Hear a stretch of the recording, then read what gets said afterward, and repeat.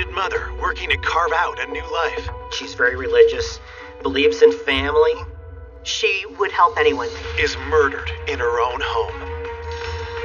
She had clearly been under attack when she reached for the phone. It was devastating. Detectives follow the evidence down a twisted path. Who was this person? He's giving envelopes of money to Monica. In her mind, they were going to be married until death do them part. After a number of suspects emerge, they jokingly referred to themselves as the Orange Shorts Society. He cried, but it was very fake. Monica told me if anything ever happens to me, that he was responsible. The killer is someone no one could have predicted. The whole thing was just surreal. And I'm like, oh my God. It's a small, proud community where everyone knows their neighbor by name.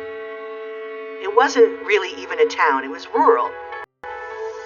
Good, decent people.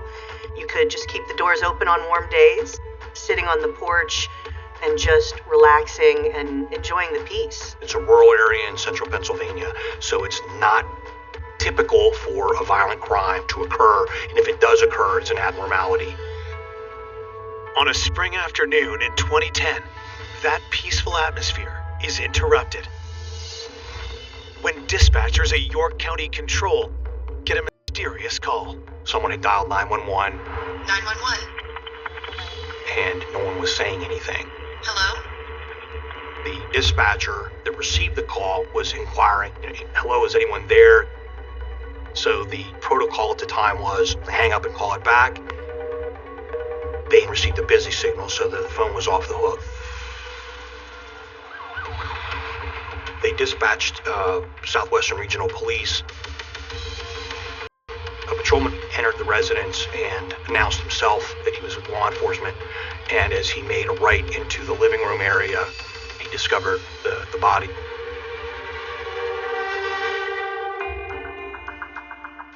There was a lot of blood around her head, as well as on the floor. A forensics team arrives within minutes, with 2 homicide detectives following close behind. The victim was found lying almost like a fetal position. They find the victim's driver's license, which identifies her as 55-year-old Monica Schmeier. Closer inspection of the body reveals she met a violent end. She had clearly been under attack when she reached for the phone to try to call for help. There was a telephone with the receiver off just above her body, lying there, and there was some blood on the 9 and the 1 of the telephone. Very close to Monica's body, detectives find an important piece of evidence.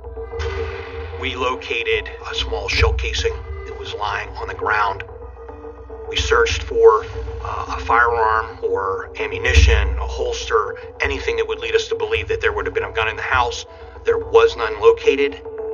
The forensics team pores over the crime scene, hoping to turn up something that can help them understand the crime.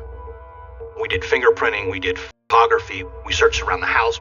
There was nothing there to lead us to believe that it was a home invasion, and it was very mysterious to us as far as, what happened here.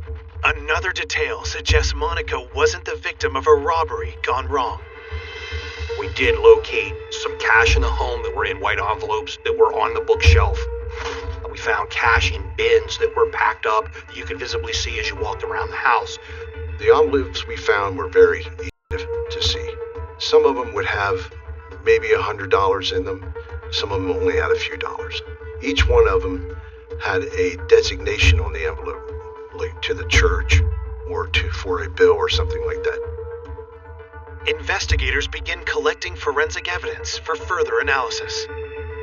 The evidence we collected in the home consisted of the money envelopes, the blood evidence, scrapings from the phone, from the floor, and fingerprints. A Rolodex was found. On the Rolodex, we found some close contact information. While forensics continue their work at the scene, detectives track down Monica's family to deliver the terrible news. Monica had 2 adult daughters, Veronica and Elsa, and they were not living at home at the time of her killing. Veronica was in Florida, and Elsa was out of the country. Both daughters are stunned by the murder and say that their mother was known for her charity, which had only increased since their parents' divorce. Monica Schmeier's daughters said that she would help anyone, extremely generous, volunteered her time in the community, was a devout Catholic, very involved in her church. Monica's brother, Eric, is no less shocked when police inform him of his sister's murder. It was April 1st, which is April Fool's Day. I'm thinking is this a prank? What, my sister's been killed? It was devastating. Monica was not only my sister, she was my next door neighbor.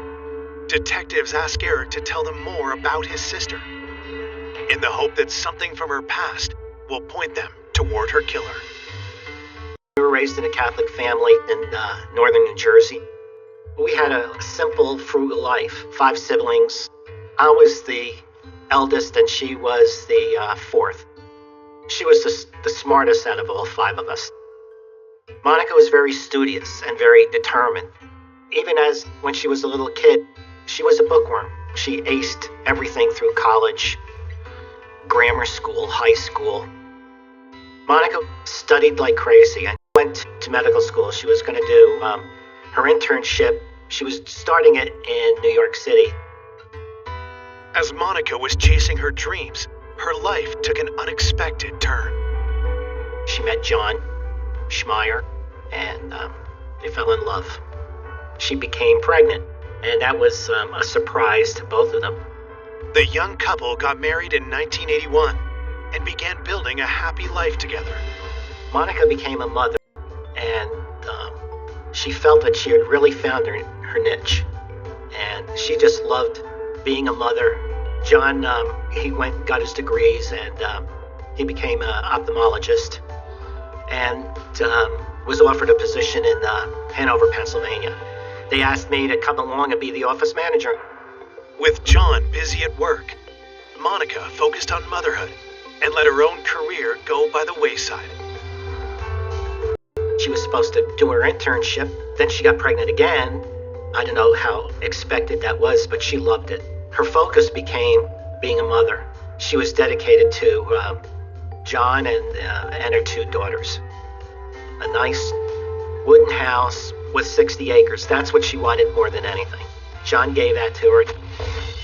Over the years, John's career thrived, but the couple's marriage began to suffer. In 2003, after 22 years of marriage, he asked Monica for a divorce. She was devastated. She was so much in love with John.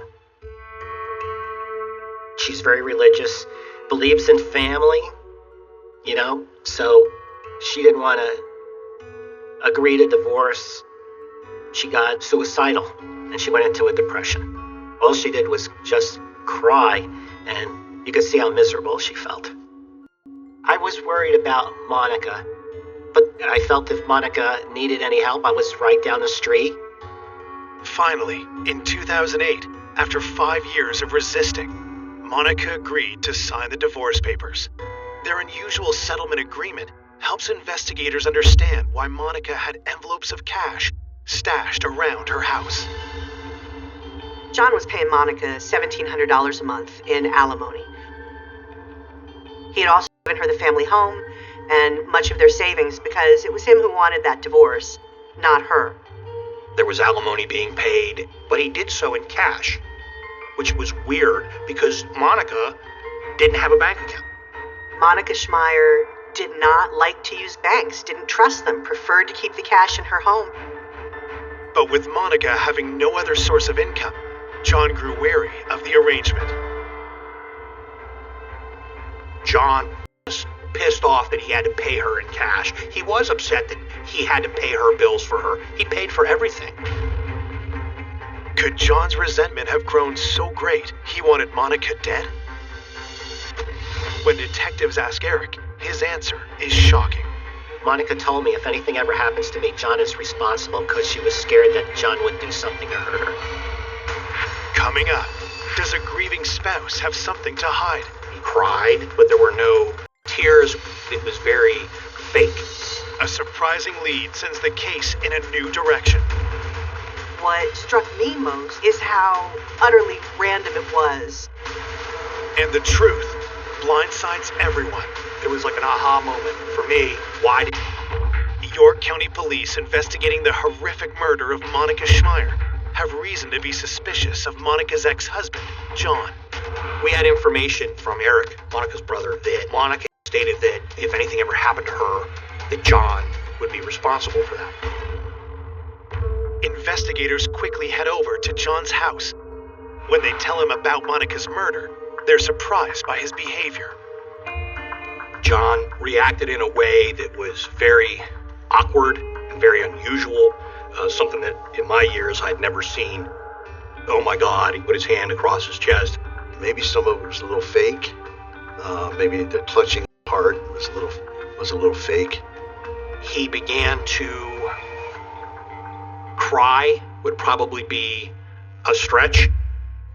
There were no tears. Myself, I do believe, was very fake. He covered his face, would look up and see if we were watching him. And as he's doing this, it's like, oh my God, this is just so weird. And it's like, is he involved? Detectives asked John to come down to the precinct to talk. He explained to me about this weird and unusual arrangement that he had with Monica. The envelopes that we found in the home would be labeled like electric bill, water bill, mortgage, whatever, but they were used to give back to John so that John could then pay her bills. So we're looking at this from the outside, wondering what the hell is going on. He's paying her in cash. She is now taking cash, putting it in envelopes, giving it back to John. John's then writing a check to pay her electric bill. So it was fueling that frustration and animosity in John's perspective. He's still doing everything for Monica, even though they're not married anymore. Because being a devout Catholic, Monica didn't care they were divorced. In her mind, they were still married, and they were going to be married until death do they part. John admits that the situation bothered him, but he says he'd never resort to murder. He agreed. It's very frustrating. It was very much a pain for him to do all this stuff, but he couldn't. Get rid of her is for lack of a better phrase. Anxious to prove his innocence, John provides police with an alibi. He was able to provide us with a detailed explanation as to what he had done that day, where he was, and who he was with. John tells the detectives he was meeting with an acquaintance named Sarah Powell before the two of them joined up with a larger group at a local restaurant. And I asked him if he has information that can verify his alibi. He was able to provide me with a cell phone number for Sarah Powell. We wrapped up the interviews. We advised John Schmeier to stay away from the home. We may need to go back there at some point in time just to stay out of it. We had a secure scene. The next day, detectives speak with Sarah Powell to confirm John's alibi. She revealed to me that yes, I was with John Schmeier yesterday. She had been with him for lunch at a restaurant where they were discussing online trading. That John experimented with that and he enjoyed doing it, and she was looking to get involved in it to try to make some extra money. Sarah and her fiance knew John Schmeier from a group that met frequently at a local restaurant. John had started meeting with a group of people at Hooters restaurant. Sometimes a few times a month, they jokingly referred to themselves as the Orange Shorts Society, or OSS. It was a place where they would go and just hang out and, drink beer and eat wings. After their meeting, John and Sarah had met up with the larger OSS group. When I asked her who all was there, she was able to provide information that matched John's as far as who all was present that day. Investigators track down the rest of the OSS members at the meeting, and each one of them echoes John and Sarah's story. But they also share something else about John's relationship with Monica. At these OSS meetings, John would say that he was frustrated with her and he was trying to move on with his life, but yet Monica was always there in his business. Even though his alibi is confirmed, John appears appears to have a clear motive for murder, which makes him suspicious to police. So they ask him to take a lie detector test. John submitted to a polygraph examination. John's polygraph was inconclusive, which means that we were unable to determine whether he was being truthful or not. The test results have police mulling over a new theory. Well, if John has an alibi, well then maybe there's something else going on here that we need to look into. Theoretically, what if he paid somebody to kill her? We started really looking at John as far as, a murder for hire. That theory. There was money involved, and certainly divorces can be acrimonious. He certainly was somebody they continued to look at. Detective suspicions about John are stoked yet again when they get a troubling call from Monica's brother, Eric. I told them that John comes to the door at about 5, 6 o'clock in the morning, and then John went into explaining that he went to Monica's house. John was not supposed to go to the house. He was told not to go there. He went there anyway. Now that set a bell off for us. What the hell? Detectives are eyeing John Schmeier in the murder case of his wife, Monica, after learning that he returned to the crime scene just hours after being questioned by police. We learned from Eric, Monica's brother, that John Schmeier disregarded what we had asked him and actually went to the scene to see what had happened and gone into the house, had looked around, had walked around. John's behavior is not only suspicious, but could have damaged the investigation. Anything further that we wanted to do there had been jeopardized because the scene was no longer secure at that point. With John not following our request, it's another arrow in our quiver as far as, the person of interest, just another little check mark. The day after the murder, police canvassed the neighborhood around Monica's home. Patrol officers went out and spoke with neighbors, were able to locate people that saw something suspicious that was out of the ordinary the afternoon of March 31st. The first witness Patrol located was Mr. Kegerice.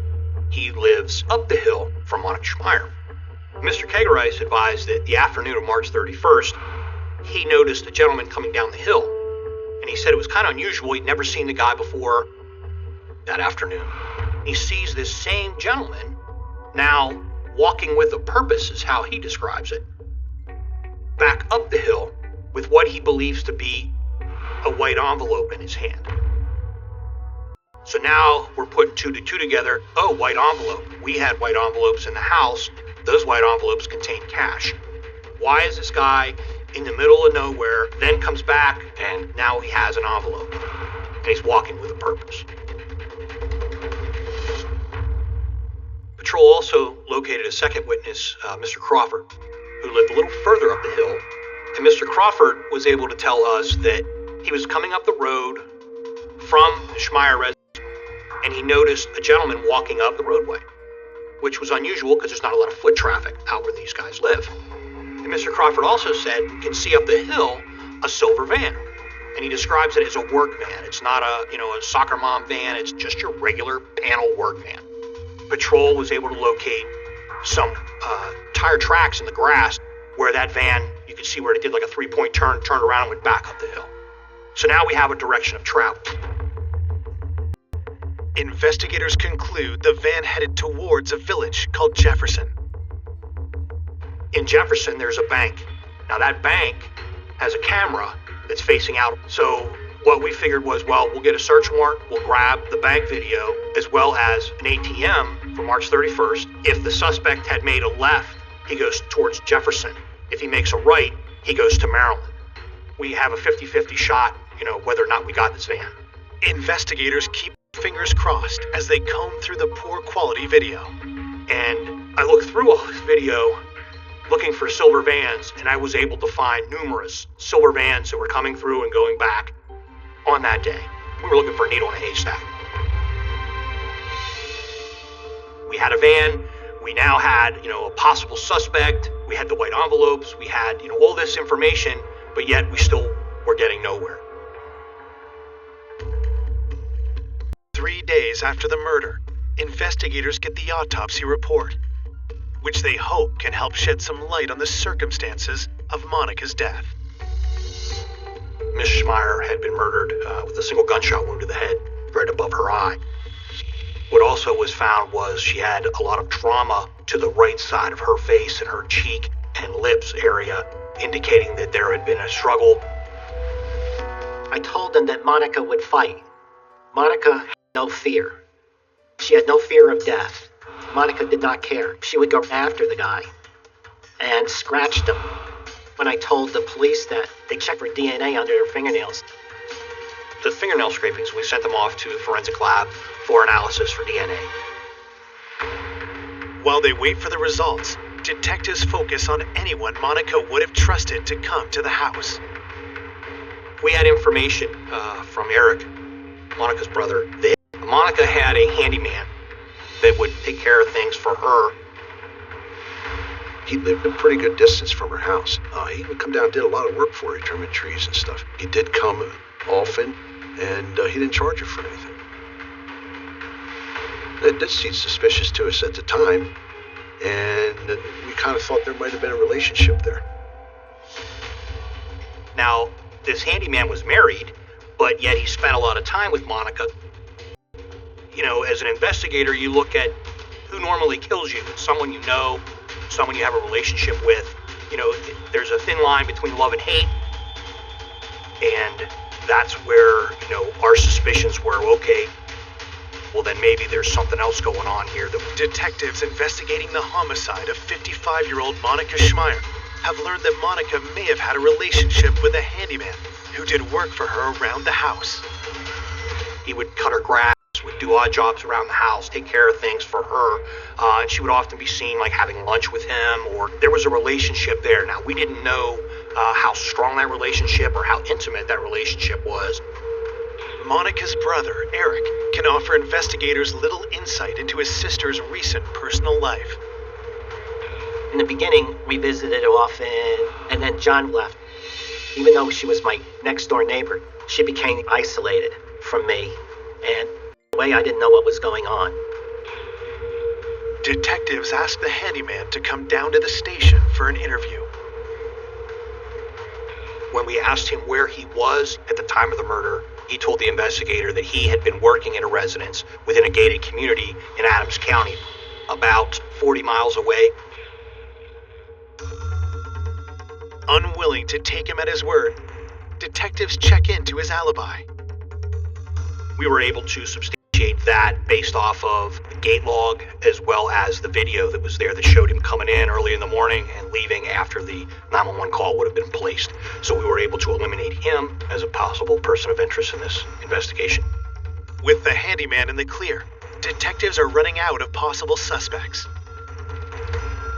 We looked at everyone. We looked at the UPS driver who delivered a package that day. We looked at the mailman. We looked at the exterminator. We looked at people that she knew from the dry cleaners. Anywhere we could find information about Mrs. Schmeier, we talked to those people because we were at wit's end as far as who could have done this and why would they have done it.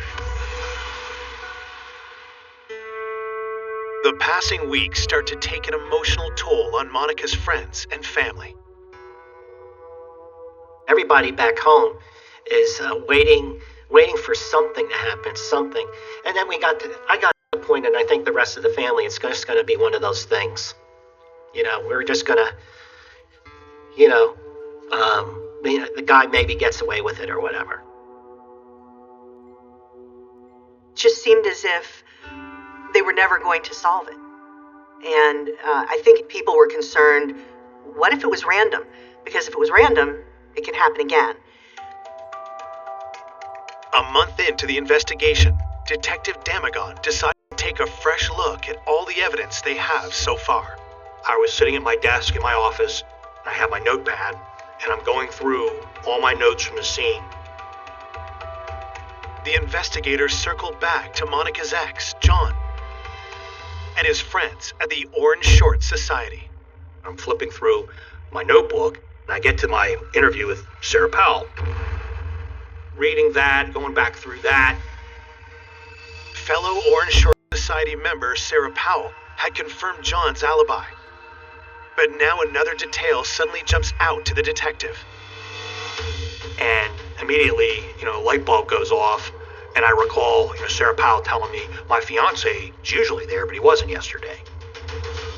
Sarah's fiance, Timothy Jacoby, is also a member of the Orange Shorts Society.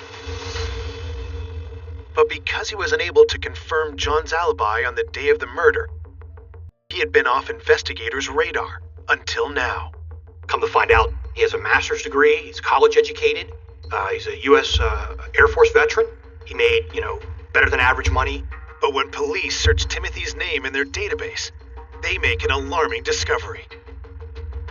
He had a prior arrest for a robbery of a jewelry store involving a firearm.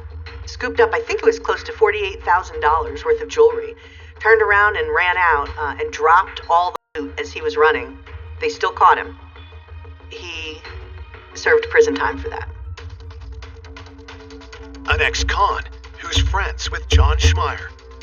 The discovery reignites detectives' murder-for-hire theory. We're lacking the nexus between Tim and Monica, and that's where the investigation kinda pivots to John Schmeier again.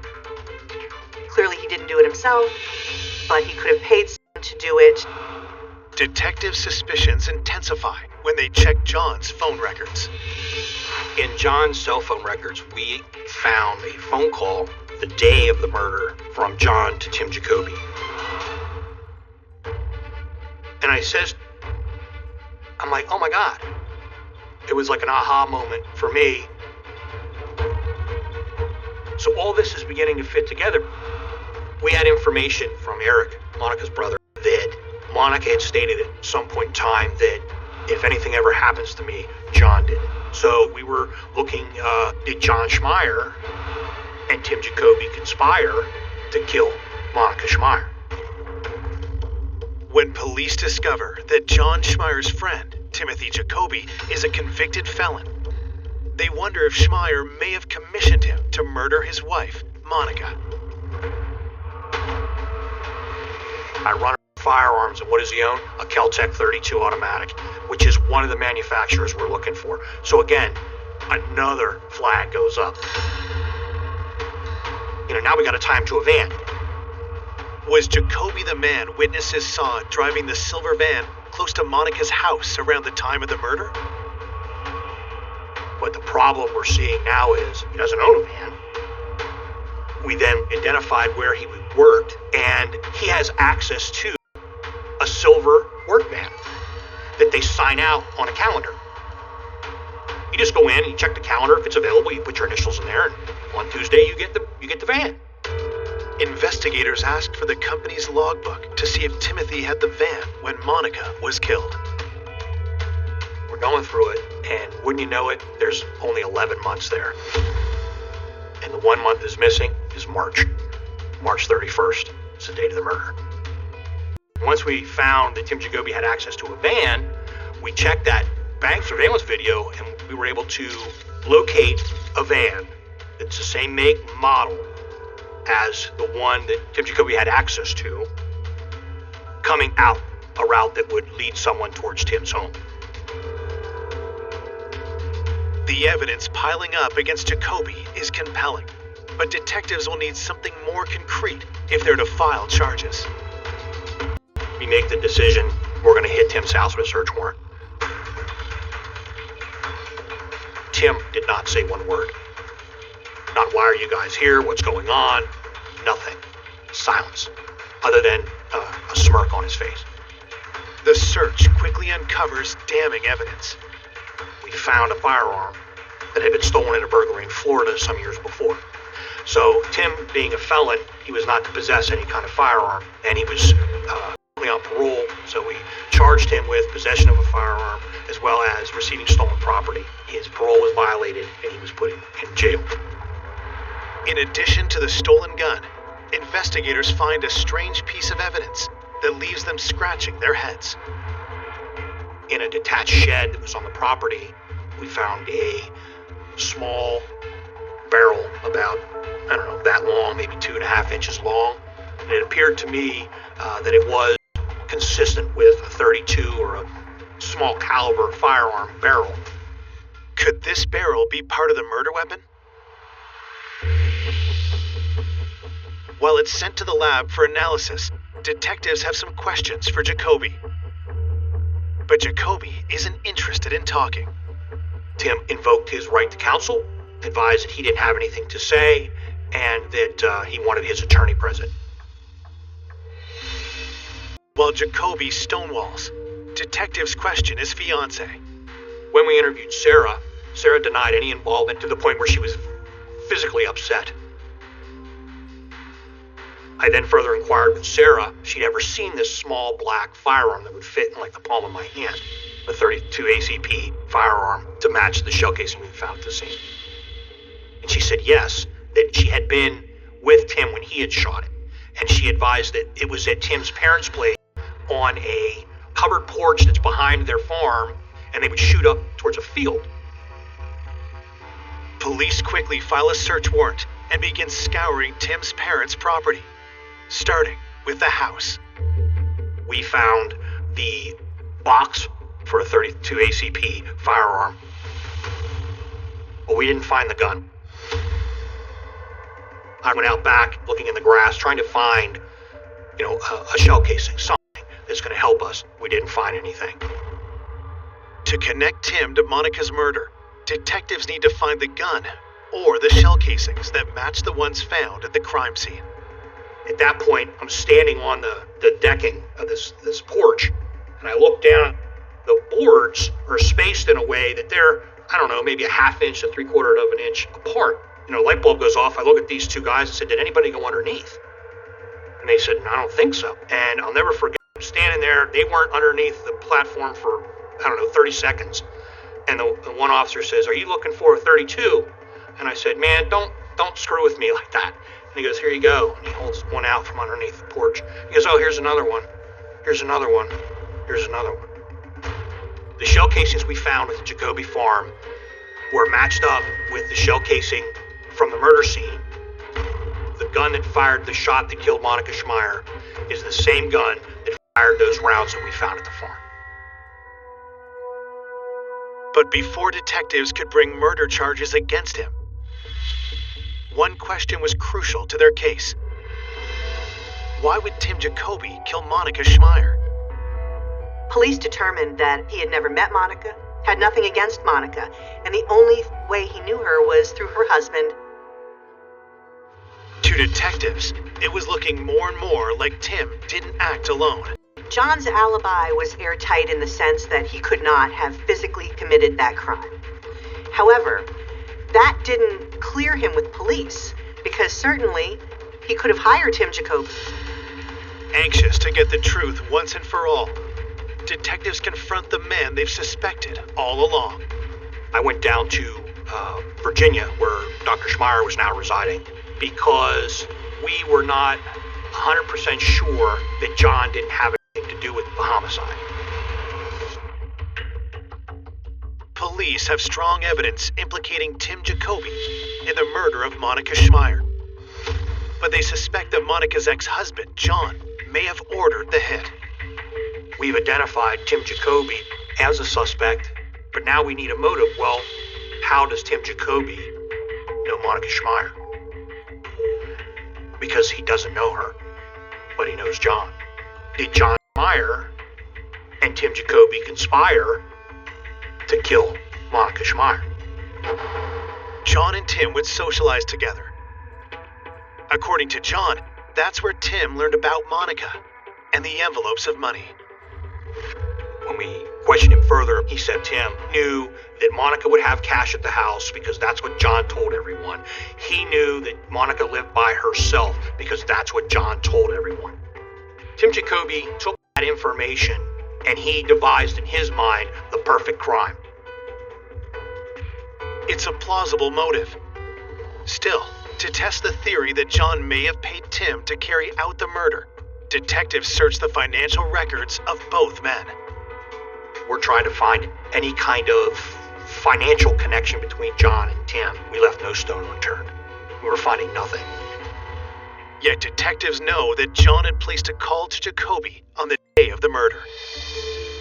When we inquired with John about why this phone call had been made, he related that, he had called Tim to let him know that he was meeting with Sarah because he didn't want Tim to think there was some kind of relationship between them, or that John was trying to formulate a relationship with Sarah. Without any evidence to implicate John in his wife's murder, detectives finally clear him as a suspect. I believe that John, as quirky as he may be, had nothing to do with the homicide of Monica Schmeier. No one other than Tim Jacoby committed this crime. On October 9th, 2012, Timothy Jacoby is charged with first-degree murder. Someone she had never met that John knew. The whole thing was just surreal. 2 years later, the case goes to trial, and prosecutors lay out how they believe Monica's murder unfolded. We believe that afternoon, Tim signed out the van in Lancaster County. He came across, parked the van, walked up to the home. Whether he knocked on the door or he rushed the house, whatever, he overtook Monica, whether it was by surprise or by force. At some point, she made a run for the phone, at which point she brought the phone up to make the call, and she was shot. Worried police are on their way, Jacoby panics. Tim, in haste, grabs what he sees on the counter, walking with a purpose, with an envelope in his hand, and leaves.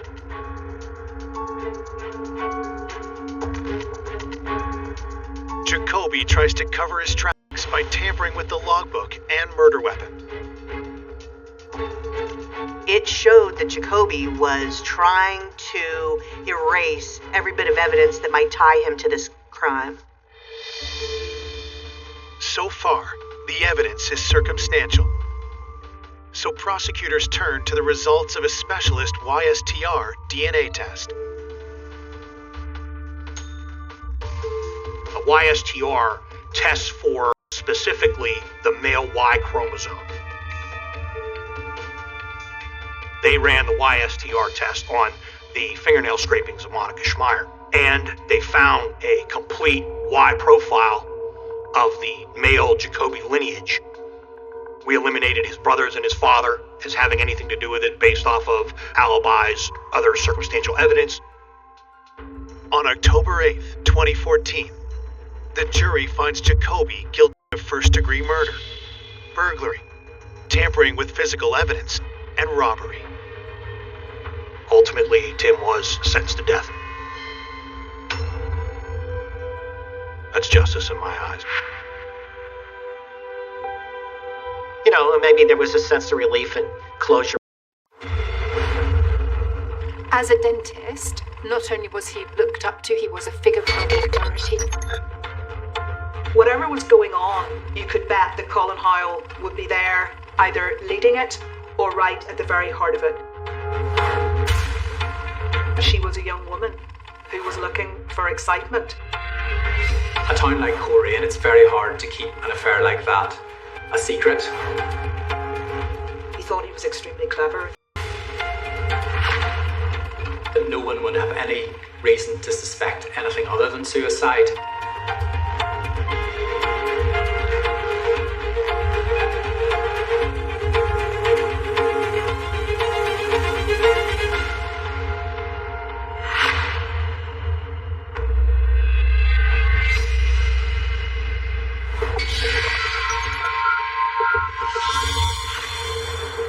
My name is Mandy Molly, and I'm an investigative journalist for the BBC. I'll never forget it. We were sitting in the office one afternoon. It was a very wet, dark January day, and a call came through the newsroom. You could not have made this story up. It had everything.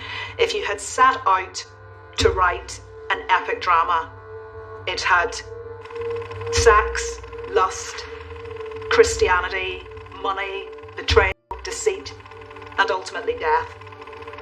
It just wrote itself.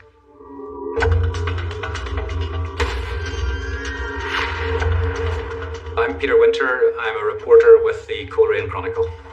It wasn't a typical case because most murders occur on the margins of society. This involved two very respectable middle-class families, church-going, God-fearing people who were well respected in the local area.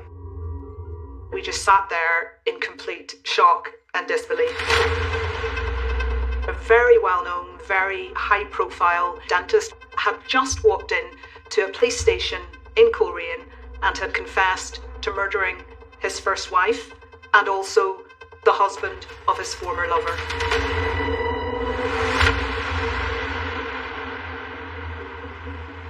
Colerane's a provincial town about 50 miles north of Belfast, quite close to the beautiful north coast of Northern Ireland. It's dotted with, upmarket wine bars and restaurants, and I mean, really an absolutely stunning setting. It's fairly close-knit. People know each other's business a lot of the time. Everyone loved Colin Hoyle. Colin Hoyle was extremely charismatic, very chatty. He threw himself into everything. I remember someone saying to me, Colin Hoyle was the kind of guy that every mother wanted their daughter to marry because he was so successful, so charming, and he also was a committed Christian. Colin Hoyle grew up in Portadown in County Armagh. He went to Queen's University where he was singled out very early on as a high flyer in the world of dentistry. He went into cosmetic implant dentistry. He was a man who was focused, I'm told, who knew what he wanted, and he wanted to be successful. That's where he met his future wife, Leslie Clark, as she was then. She was a nurse at the local hospital in Belfast.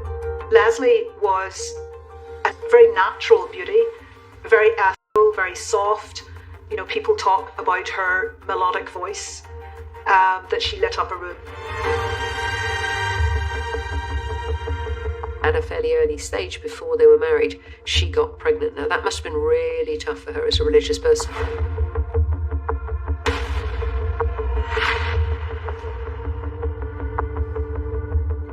Colin is very worried about the impact on him of having a baby out of wedlock before marriage, so he encouraged her to have an abortion.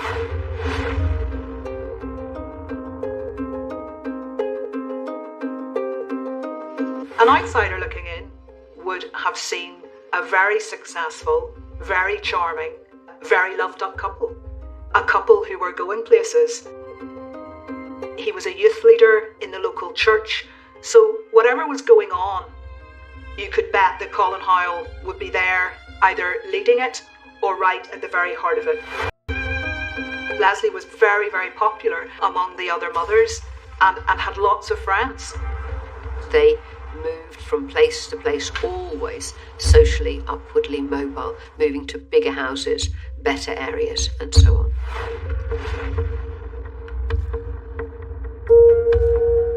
My feeling is that a lot of this was for show, or because Colin was chasing status, as in putting themselves in financial peril by pushing beyond his means when they bought their latest house. A sense that he just felt that it was so important, that he was admired, so important that he had social standing.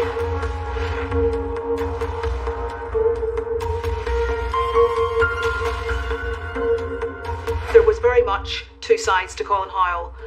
There was the very charismatic Colin. He was also quite an arrogant man, but also very, very dark moods that would flicker to the surface every now and then.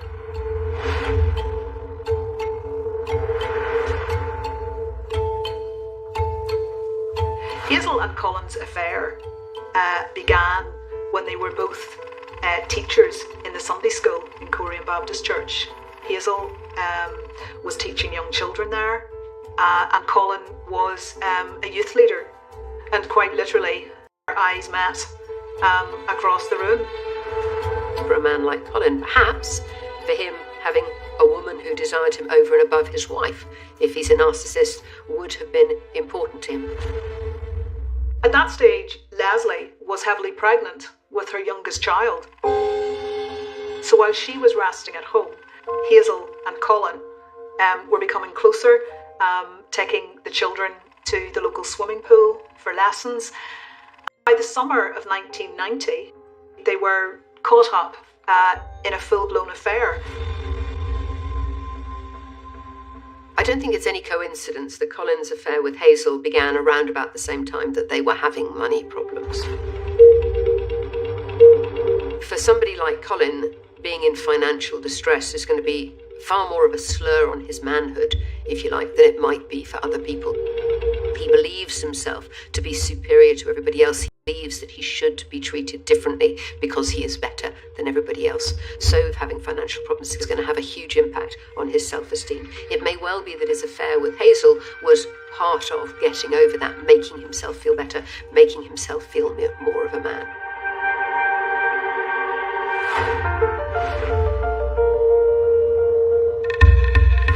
She met her future husband Trevor at a very early age, and the pair got married and moved to Coleraine, where Trevor, who was a policeman, had been posted.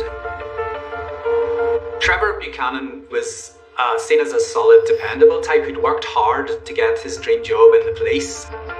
Trevor was a very antithesis of Colin Hoyle.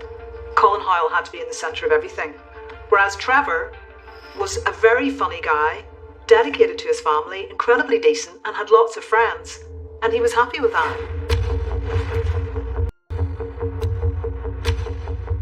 I think that by her mid-20s, Hazel was growing very restless and very dissatisfied in her marriage. She had had her 2 children very quickly after the marriage, and I think that by the time she met Colin Hoyle, I have been told that she was a young woman who was looking for excitement, who felt that there was something missing from her life.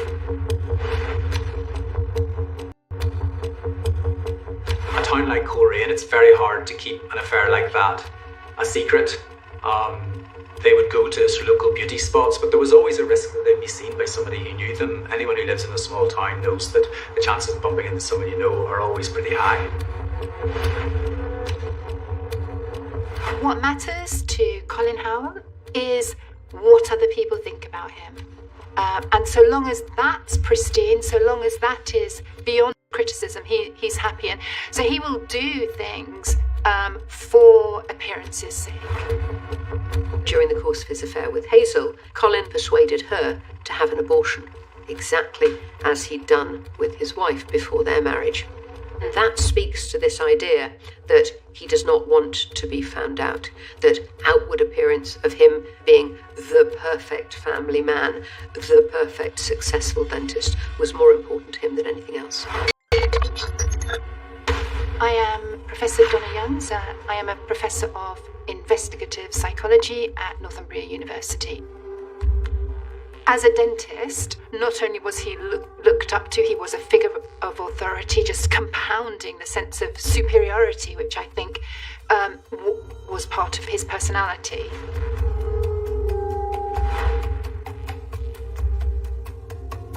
She actually went to her church pastor in an extremely distressed state and said, look, there's something not right in my marriage. I think Colin's having an affair. And the pastor confronted Colin, and he point blank denied it. But eventually, Hazel did confess, and Leslie and Trevor were both told about what had been going on. Leslie was absolutely devastated, but determined to make her marriage work. And Trevor also absolutely heartbroken, but he too wanted the marriage to continue. The Baptist Church did their best to console the couples and try and put a stop to it.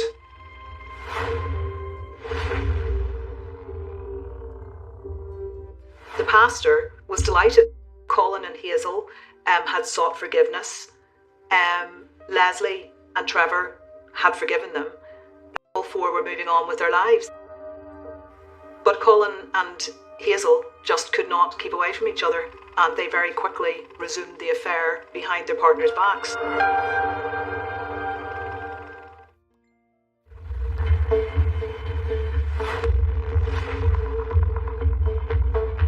At night, Colin would go running through Mount Sandal Forest, which backed onto Hazel and Trevor's house. And while Trevor was out on night duty as a police officer, Colin would go into Hazel's house and they would spend time together, and then he would leave in the early hours. At that time, he was drugging Leslie with red wine and with tablets so that she wouldn't realise just how much time he was spending away from the house in the early hours of the morning.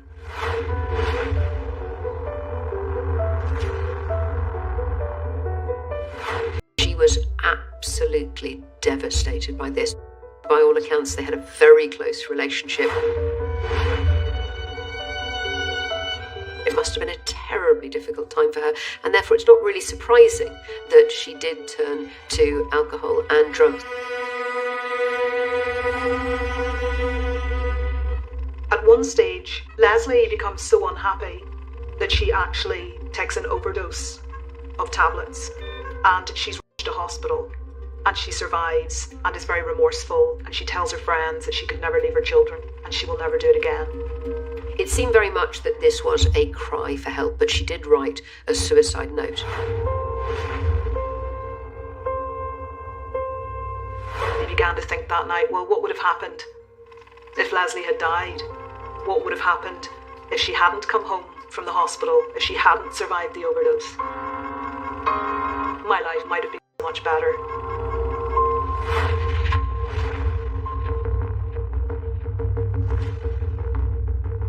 He told Hazel about it one night at a local beauty spot.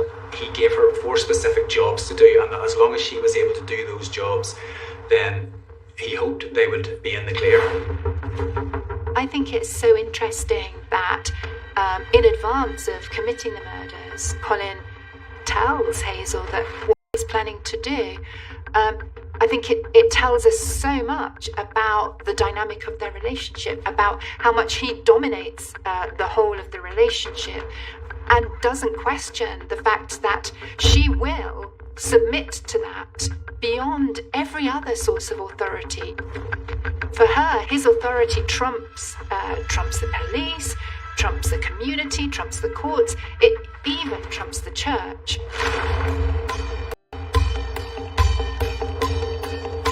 Leslie, in the early evening, was going in and out of consciousness on the sofa in the lounge. She had been drinking red wine. She had also taken some prescription drugs. He gave her a sedative to ensure that she was asleep. Colin, as a dentist, there's no question that he would have had access to drugs, including tranquilizers and including sleeping tablets. Powell barricaded his children into their bedrooms, and once he knew that they were secure, he set about putting his murder plan in motion. He went to his car, he attached a hose pipe from the exhaust of the car and ran it into the room where she was asleep. Howell took his baby's feeding bottle, and he cut the top off it, and he connected it to a hose. He put the nozzle of the baby's feeding bottle up to her mouth and started to gas her. Carbon monoxide is a very effective way of killing people. You will, to begin with, feel generally unwell, feel drowsy, feel sick, feel headachy. But within a very short space of time, if you're exposed to a lot of carbon monoxide, you will become unconscious. For most killers, there is a point when they have to look into the eyes of the person they are murdering. That's not something Colin Howell was able to do. He wanted to avoid judgment, even as he killed his wife. And I think there's a sense in which, if that murderous moment of encounter doesn't happen, I think in Colin Howell's mind, in some ways, the murder doesn't happen.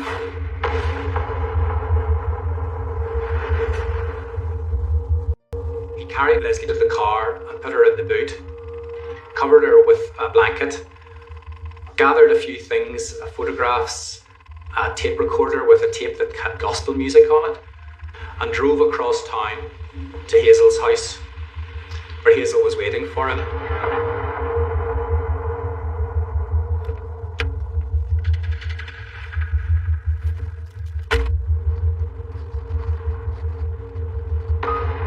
This is one of the roads that Colin Hoyle travelled that night. It's hard to imagine what he must have been thinking.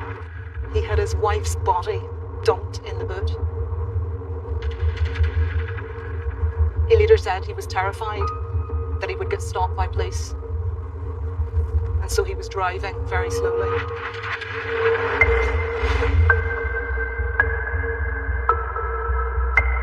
When he arrived, he was annoyed that Hazel had not already opened the garage. That had been part of the plan. She had been standing at the window, but she hadn't had everything ready for him for his arrival. When Hoyle arrived, Trevor was lying, drifting in and out of consciousness in his bedroom.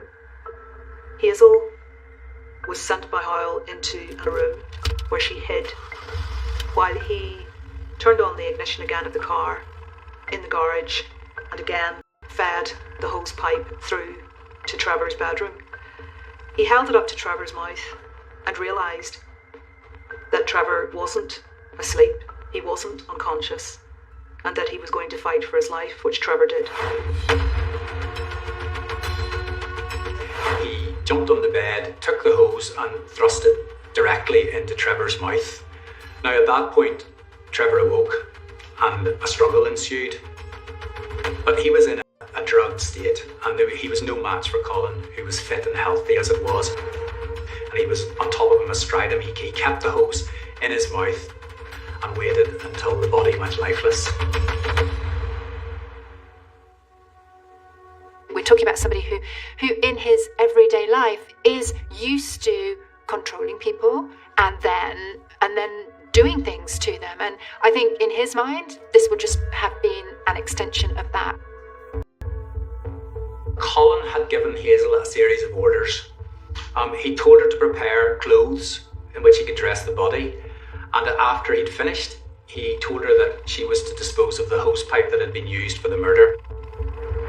Presenting as a suicide is a cowardly approach to murder. It's a way of trying to set it up so that the blame can be passed from him, not just to avoid detection, but to set up a story that that's what's really happened. At just after 3 a.m, Colin had left Hazel's house and he was driving along this road with not one but two bodies in the boot.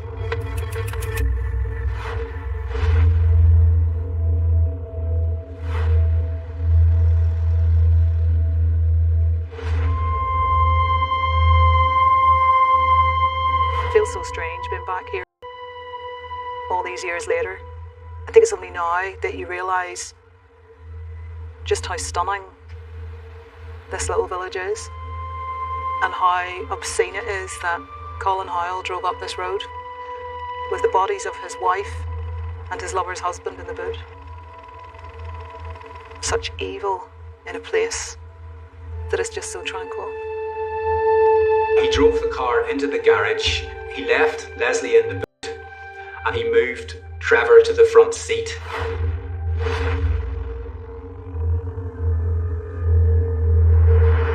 Trevor was quite tall, so Hoyle had quite a few problems getting him into the driver's seat, and he actually had to leave Trevor's leg or his knee wedged in the driver's seat door.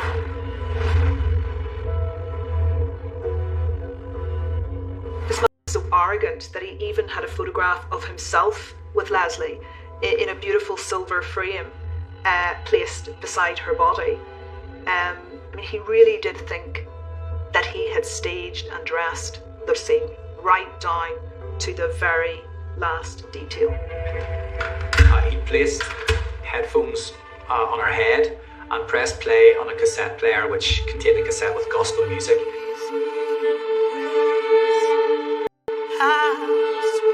I think the complexity, the elaborateness of the plan is an indication of the way that he's not really admitting to himself that he's committing simple, straightforward murder.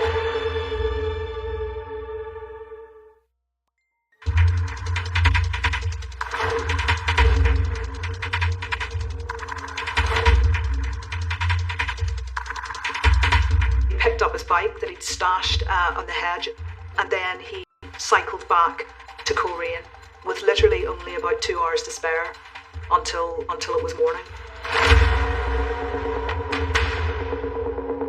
His children were still barricaded in their bedrooms. He checked that they were okay. He burnt the clothes, he burnt the surgical gloves and the sheets. He rang Hazel to tell her that he had made it safely home. Then he set about his cover.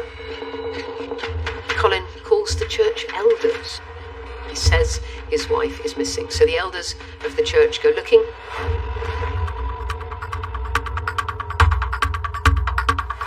In due course, they discover the car with the bodies of Leslie and Trevor. There was an exhaust pipe, piping carbon monoxide into the car. The police were called and they examined the scene, but to all intents and purposes, it looked like a suicide. The fact that the door of the car was still open with Trevor's leg hanging out of it, the fact that Leslie was in the boot of the car. Why would she be in the boot? Trevor had blood on his sweatshirt. This just didn't seem to quite fit. Normally, if you have a couple who make a decision to commit suicide in a car using carbon monoxide, you'd expect them to have been sitting together, perhaps holding hands for comfort. Colin had perhaps relied on the fact that a pathologist's report would undoubtedly find that the pair had been poisoned by carbon monoxide. Given the background to the case and the upset that his wife and his lover's husband were clearly going through. Hazel tells police that the previous night she had been awakened from her sleep by noises from the kitchen. It had been Trevor and Leslie. They had sounded very distressed. It added to the narrative that Leslie and Trevor were together the previous night, but also that they were extremely distressed by the affair.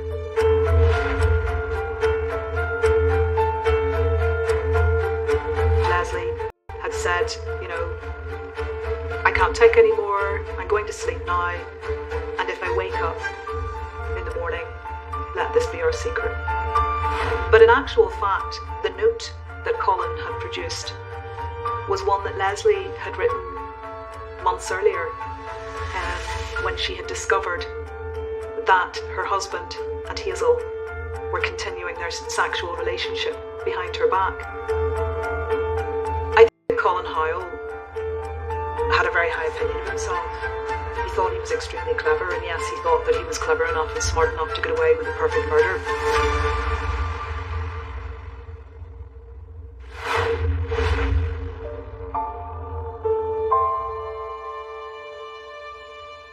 Colin and Hazel both gave evidence, and they spoke of their unhappy marriages and how they'd met, had an affair, and were shocked at the fact that their spouses had taken their own lives.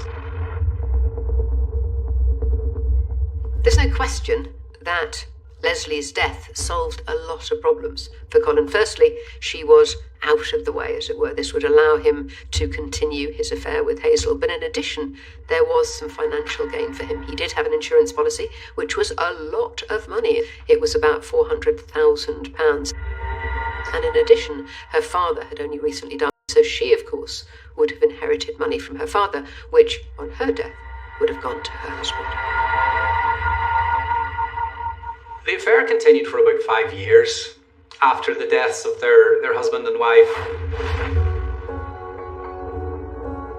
Perhaps one of the greatest ironies is that it wasn't Colin who left Hazel. It was actually Hazel who left Colin. Hazel went on to marry a retired chief inspector in the police and had a very good, very affluent lifestyle for many years.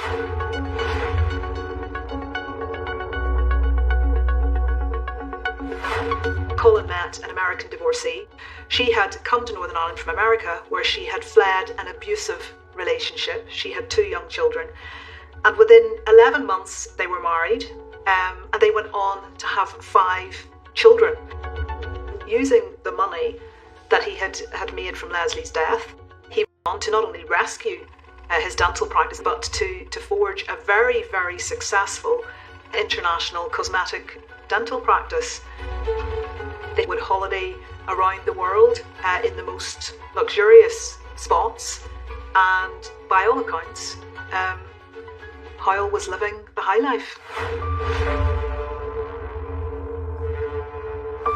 He tells his new wife that he and Hazel murdered their respective partners and made it look like a suicide.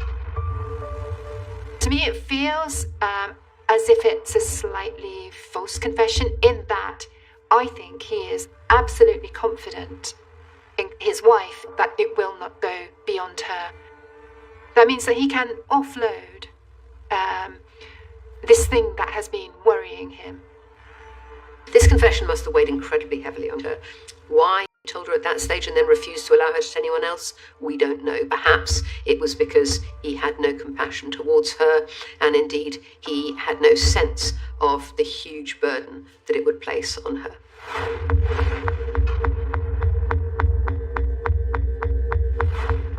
He'd invested in a crazy scheme to recover World War II gold that had been stashed in the Philippines by the Japanese, apparently. And unsurprisingly, he discovered that he'd been scammed, and he lost over £350,000. Colin was convinced that God had punished him for what he did to Leslie and Trevor by killing his beloved oldest son, and that now that he had fallen out of favour with God, he felt that he had no other option but to confess to what he'd done and to hand himself in.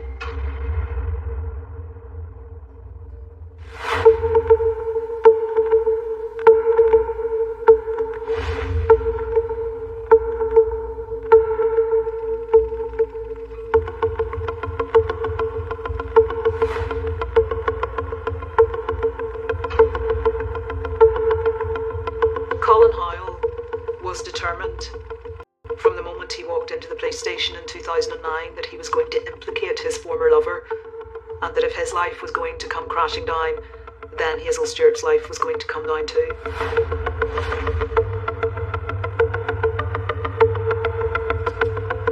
The detail that he shared with police was eye-watering. He literally went through everything, every detail of the affair, the lead up to the murder, the cover-up, everything.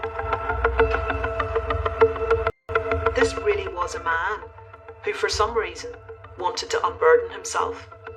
Colin Hoyle wanted the world to know exactly who he was, what he was, and just how awful and heinous he'd been. He did not spare Hazel. Right from the get-go, he implicated her every step of the way.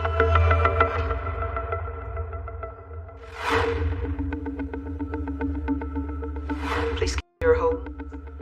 They told her what she'd been accused of, and her world came crashing down.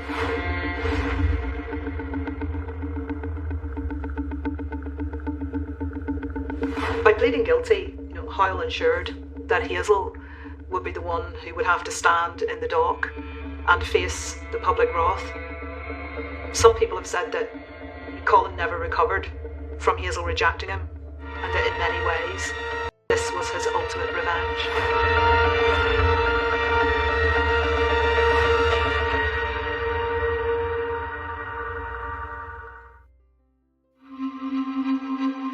The trial of Hazel Stewart was scheduled to last about 3 weeks. This was the biggest and most sensational murder trial in Northern Ireland's history. I have never, either before or since, experienced anything like the anticipation and the drama that surrounded it. Throughout Coleraine, there was a dark fascination over this case. People wanted to know as much as possible about what had happened. I'm just standing yards from the road where Hazel lived at the time of the murders. The last time I stood in this spot, it was thronged with media, journalists. We were all trying to get a shot of Hazel and the children as he went to and from the court for the trial. It seems so strange now. It's so lovely and quiet and just a beautiful residential area.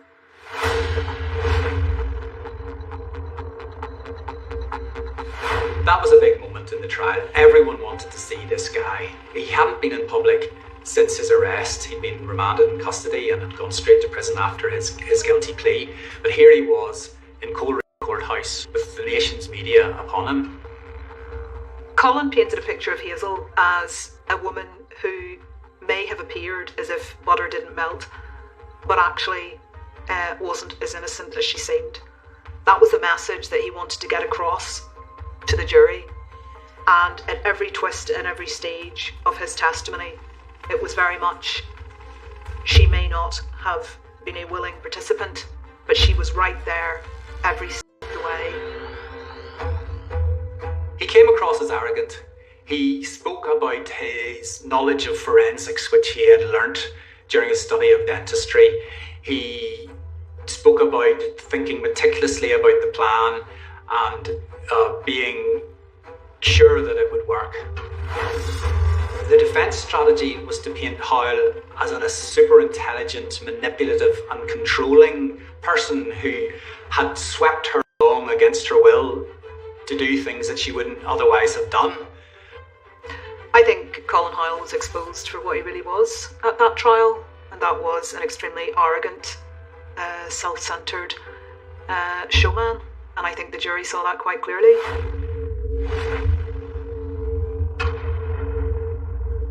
That was the week in which the jury heard the tapes of Hazel's police interviews. The police interviews were, in my opinion, a masterclass in interrogation. You could have heard a pin drop in the courtroom whenever Hazel's tapes were played. Because I think up until that moment, a lot of people, women in particular, wanted to believe that Hazel was a victim. That Hazel was a woman who had been coerced and that she wasn't a bad person. There is a very dramatic moment in the police interviews where she says, look, one night Colin said to me, Hazel, there is a way. And I said, what is it? And he said, well, we could kill them. And she said, oh, I was terrified. But it was at that moment that it was very obvious that Hazel knew that Colin was intending to kill both Leslie and Trevor.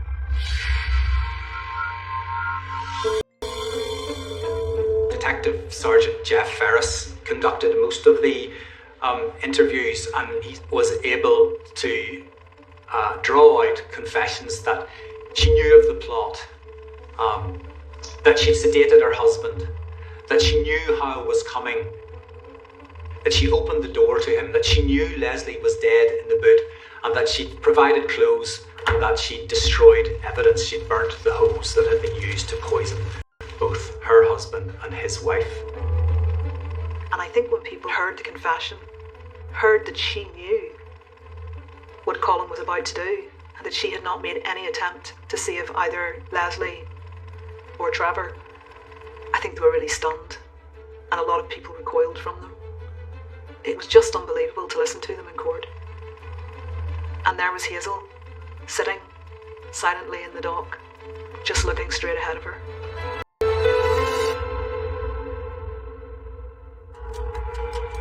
One of the last admissions that Jeff Ferris was able to draw out of her was that she could have stopped the plot from happening. She told him that I could have stopped it. I could have stopped it. She repeated it twice. The judge had asked the jury to determine whether Hazel and Howell were in this together. Hazel had tried to convince the jury that she was also a victim of Colin Howell. They didn't believe her. The judge said that she had shown very little remorse. In fact, he said that the only remorse she'd shown was about the fact that she'd been caught.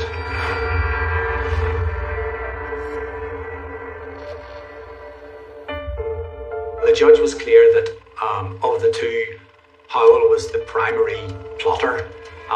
It had been his idea. He'd actually committed the murders himself. Hazel was not quite as culpable, but at the same time, she had done nothing to stop what had happened and had assisted Howell. It couldn't have happened without her. Hazel just looked completely stunned, bewildered, motionless.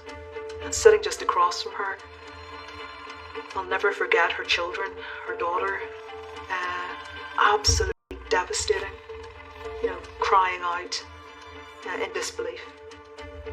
Because even then, they believed that their mother was innocent.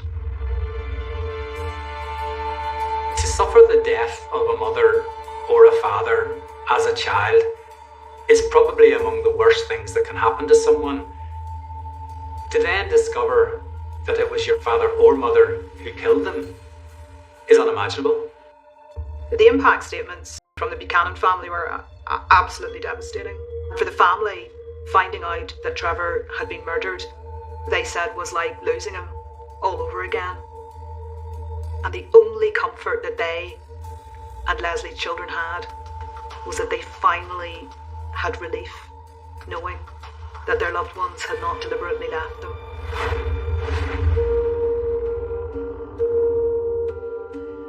It's hard to put into words just how devastating this was for the evangelical, tight-knit Christian community in Coleraine.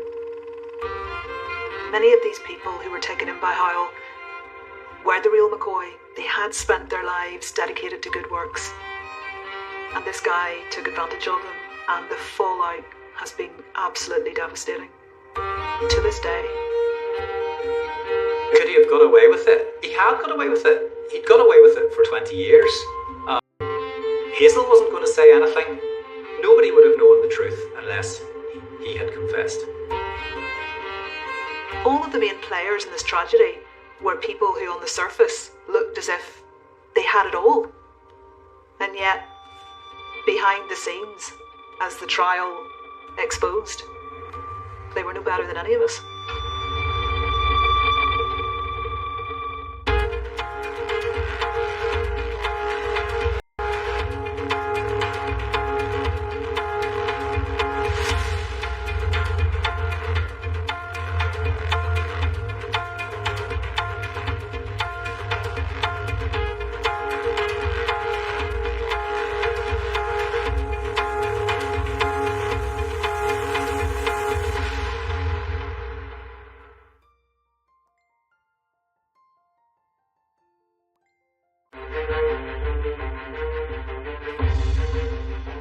Switchboard.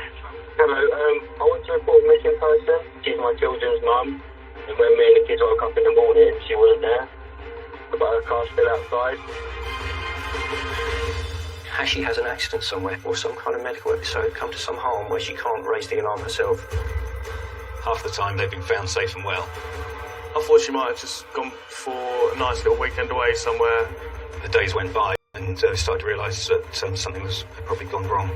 You just instinctively know that something's wrong, something's not right. You are under arrest. Suspicion of murder of Sarah Wilgreen. In the middle of the Kent countryside lies the quiet residential area of New Ash Green. New Ash Green was built in the 1960s and 70s as a kind of model village. It's a sort of nice bit of suburbia that's been plonked into the Kent countryside. Nice place to live, bring up families, there's sports clubs, pretty quiet. There is quite a strong community there. Everyone knows each other and supports each other.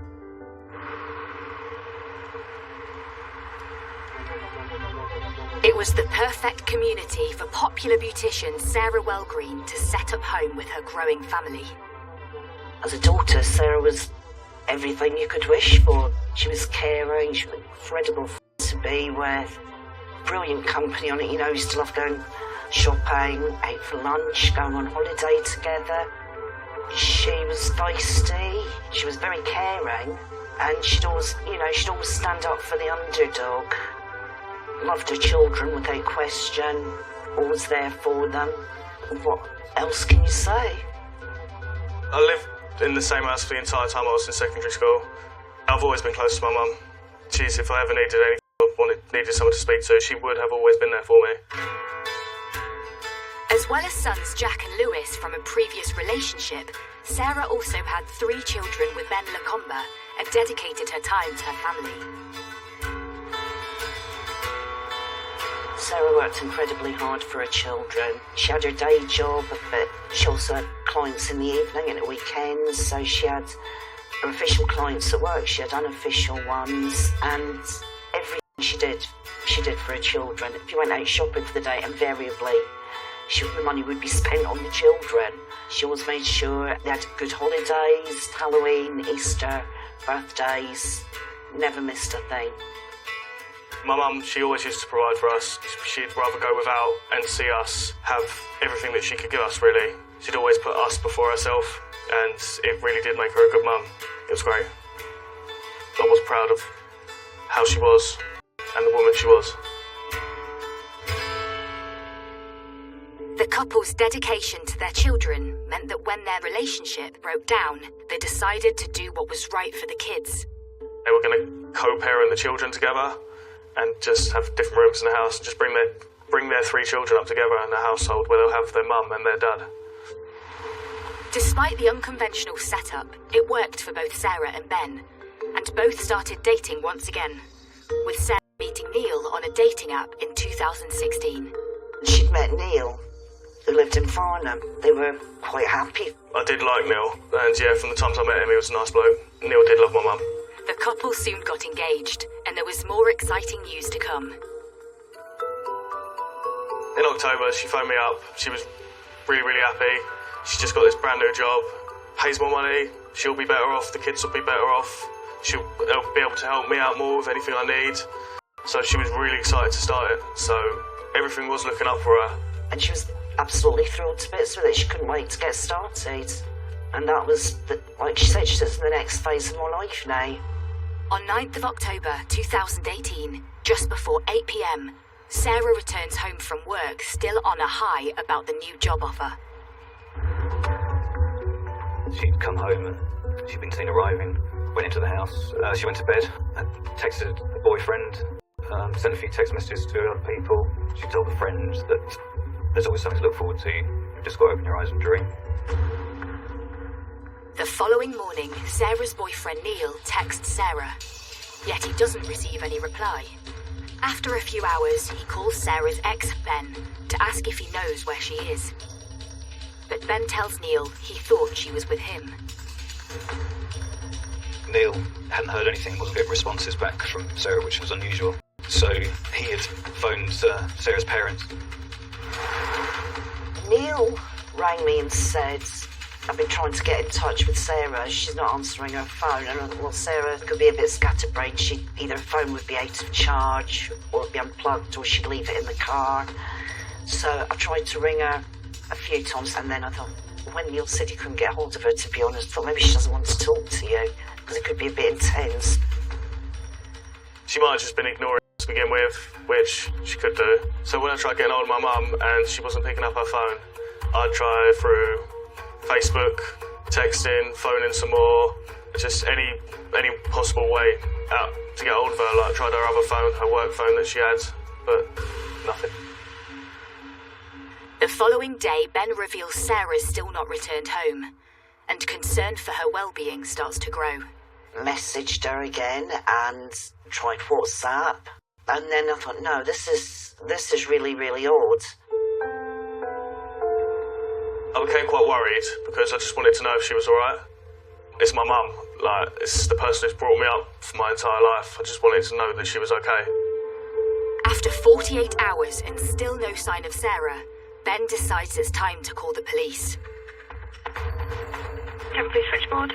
Hello, I want to report a missing person. Okay. She hasn't gone missing before. She lives with me. She's my children's mum. She came home Tuesday night, and then we all went to bed. And then when me and the kids woke up in the morning, she wasn't there. But her car's still outside.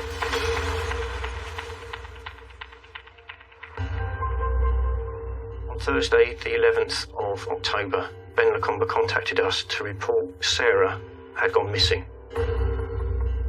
He told us that he'd come home from work. Sarah had come home just before 8 o'clock, and she had gone to her room and she had settled herself into her room, which was on the first floor in their house. They stayed in separate rooms in that house. He told us that after putting the children to bed in the evening, he went to bed himself in the loft converted bedroom, and he said he went to sleep, had a full night's sleep.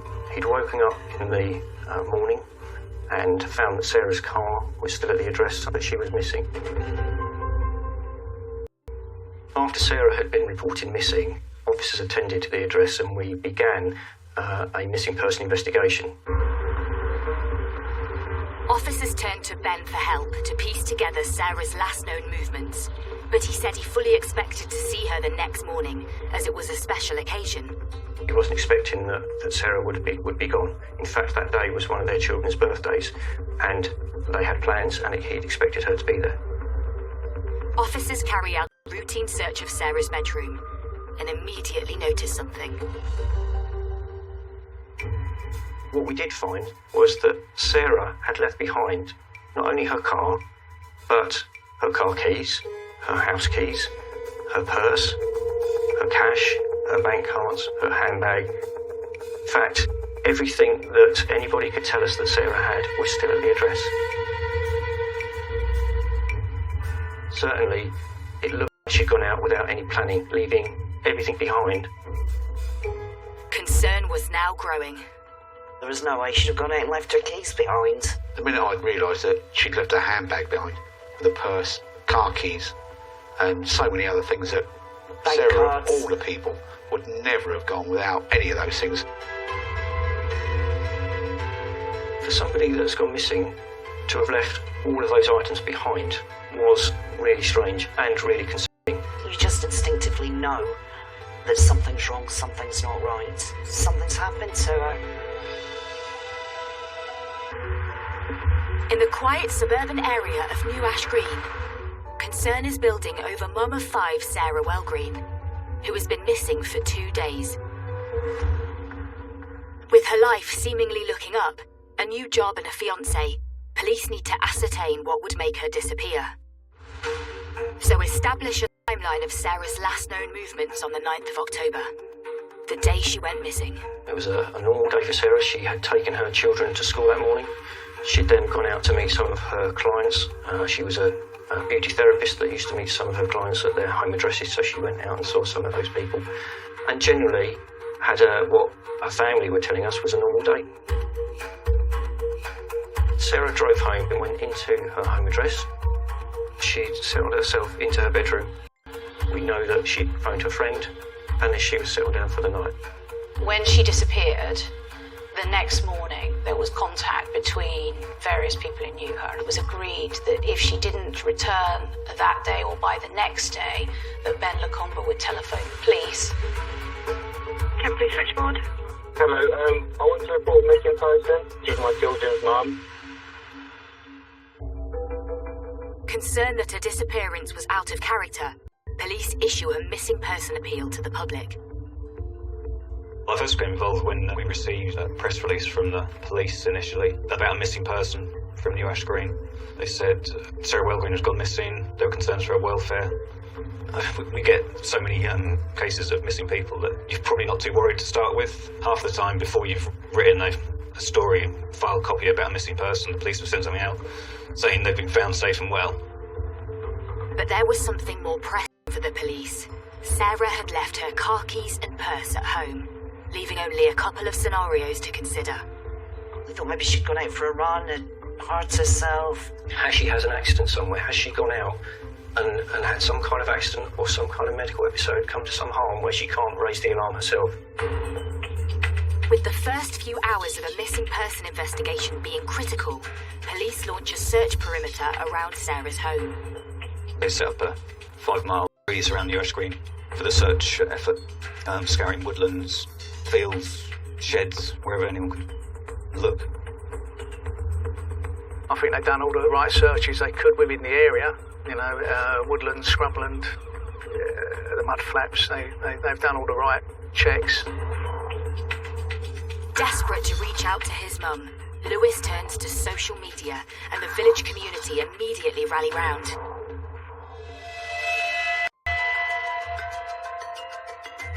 Lewis put a call out on Facebook one evening saying his mum was missing and had anybody seen her? And I was thinking, something needs to be done. So I phoned the pavilion. They said, yeah, we can meet people there. We put a shout out on Facebook. I think the whole village answered the call, really. Everyone turned out.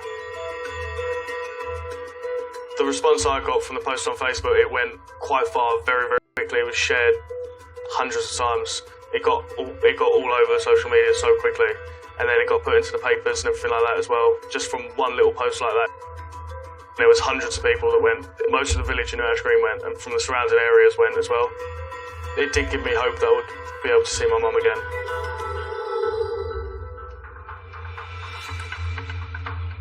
The search began with combining the efforts of the police and the community, police leading it, of course. We have walked and searched every piece of woodland, every field, every bit of grazing land. There was a sort of lingering hope that she'd be found, maybe she was injured or something, or, something had happened, but she was okay, and that they would come across her. But the longer it went on, there was just no news at all about anything like that. With no sighting of an injured Sarah within a 5-mile radius, police check her digital footprint for any clues into her whereabouts.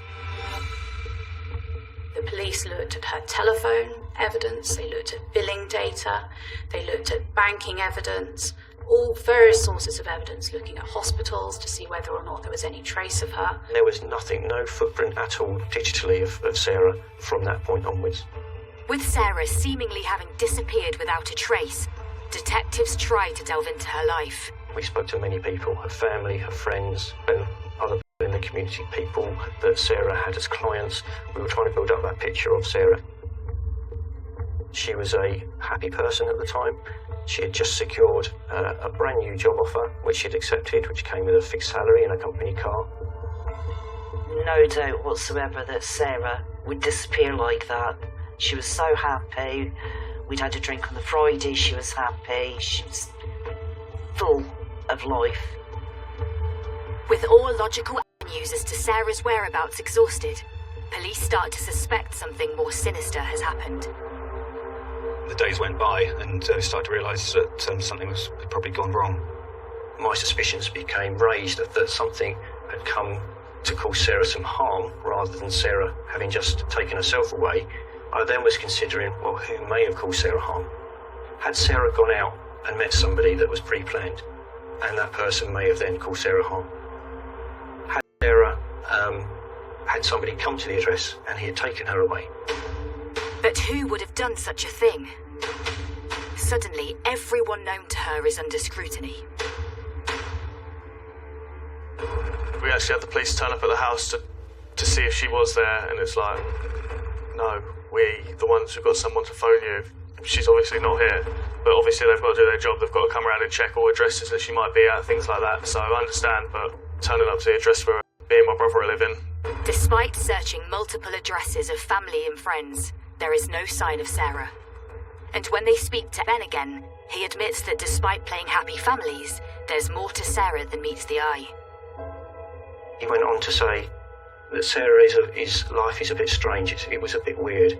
He said Sarah often would go missing, would often disappear, would go away without telling us, that actually she would go off and meet other people. Suddenly, police are met with an endless list of suspects. Did Sarah secretly meet someone she knew that evening? Police begin to look closely at anyone Sarah might be romantically involved with, including fiancé Neil, one of the last people Sarah spoke to. The police came round with a search van on the Friday. They were there for a couple of hours because we sat down and they were asking questions, chatting about lots of different things, lots of possibilities, everything like that. Neil tells police that he had a brief conversation with Sarah on the night she went missing. That night I phoned her at 24 minutes past 9. We had a 15-minute conversation, and then we exchanged a couple of texts after that, which was normal, and then we said goodnight. Detectives check his phone records and confirm these calls, but he still needs to prove he was at home in Surrey when he made the calls. I had my daughter, who at the time was 3, overnight anyway, and so they knew I wouldn't take a 3-year-old all the way over to Kent around the M25. As I said to them, look, if that's any concern, then just check the M25 cameras. Neil's story is quickly verified, so attention turns to other friends and acquaintances. We had a lot of people involved in Sarah's life, and we did a significant amount of work to show how they could not have been there that evening. They could not have been with Sarah that evening. And in all of the evidence that we found around Sarah, through her messaging, through her contacts, through her phone, we had nothing to say that Sarah had made any plans that night to go anywhere. There was nothing to say that she'd gone out. 1 week into the investigation, and Sarah remains missing. You struggle to take it all in to begin with. There's just so much, so many people trying to get hold of you, message you to make sure you're okay. It's hard to explain in a way of how it sort of makes you feel, because you're a mixture between angry, upset, worried, and you just want to know where she is. That's all it is. You just want to know that she's okay. The desperate search for Sarah intensifies. Police trawl CCTV cameras from neighbouring homes in the village on the day Sarah disappeared. We captured on CCTV some footage that we were able to see from a neighbour's address. Sarah drove home and she parked her car outside her home around 5 to 8 in the evening on that Tuesday. She then went into her home address. Police keep watching the CCTV, and suddenly all becomes clear. And it was from that moment that he became a suspect for potentially. In the quiet residential village of New Ash Green, the community is desperately waiting for news of the disappearance of Sarah Wellgreen, who vanished from her home the night before her young child's birthday. Ben Lacombe says Sarah returned home from work and both retired to their separate bedrooms. When he woke in the morning, she had gone. But a neighbour's CCTV camera reveals something unusual at 2 a.m. on the night of her disappearance. The CCTV imagery demonstrated captures of a vehicle which was in all ways similar to the vehicle driven by Ben Lacombe, and it had, because it was a taxi, a distinctive logo on the driver's side of the door. And one of the captures, although it was very grainy in the night, had a blur consistent with that same logo. With some expert commissioned work around the imagery that we've got and comparing that to the vehicle itself, we had very strong evidence to say that that footage was that vehicle. Believing the vehicle to be Ben's taxi, detectives trawl CCTV and ANPR cameras in the neighbourhood in an attempt to follow the vehicle's movements.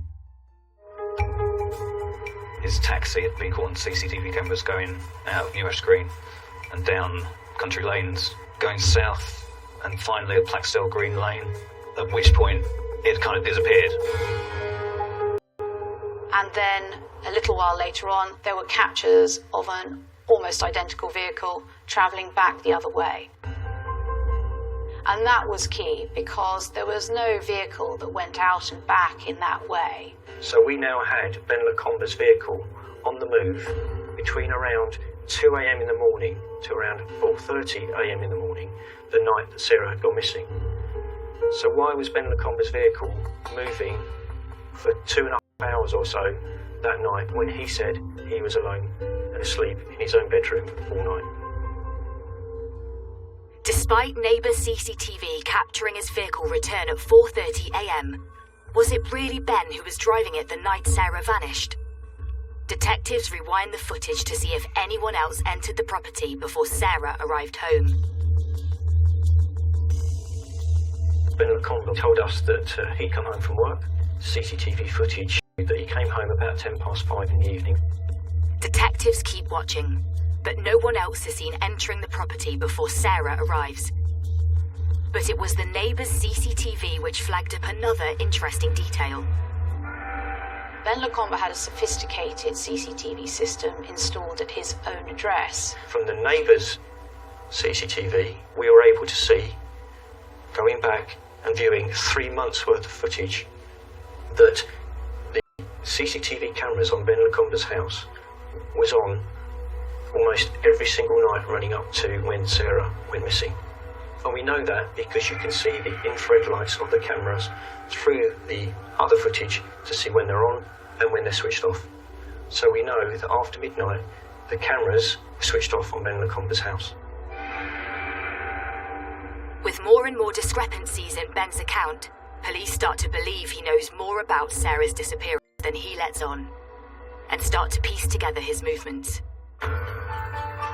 We are able to show that when Ben Lacombe drove home from work the day that Sarah went missing, he passed some cameras and we could see that his car was spotlessly clean. The following morning after Sarah had gone missing, Ben Lacombe took the children to school, passing other CCTV cameras. Now that morning, the car is now dirty.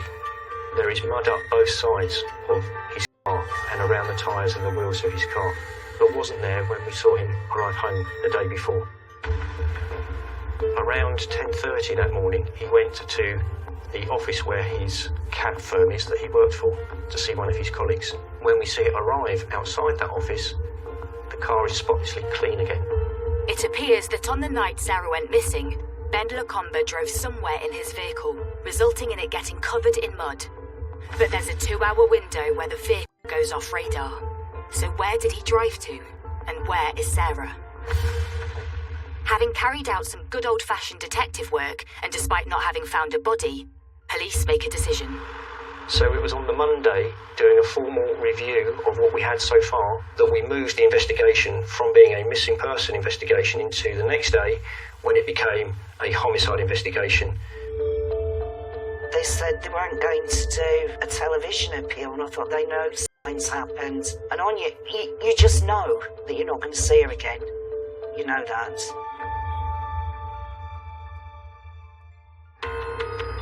Police believe Ben Lacombe murdered Sarah, but with no cause of death or clear motive, need to work harder than ever to build a case for an arrest. Phone records prove Sarah sent her final text at 10 p.m.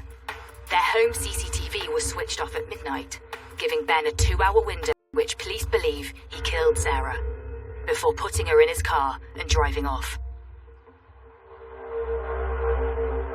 The defendant having driven to some kind of deposition site, a grave where he had disposed of Sarah's body. And then returned along the same route, where he's picked up again on CCTV. There was mud on his car the next day, which he had cleaned off promptly before going to the taxi office. It was a pre-planned murder that Ben carried out. He killed Sarah. And myself and my team at the Major Crime Department, we instigated plans on that day to have Ben Lacombe arrested on suspicion of the murder of Sarah Welgreen.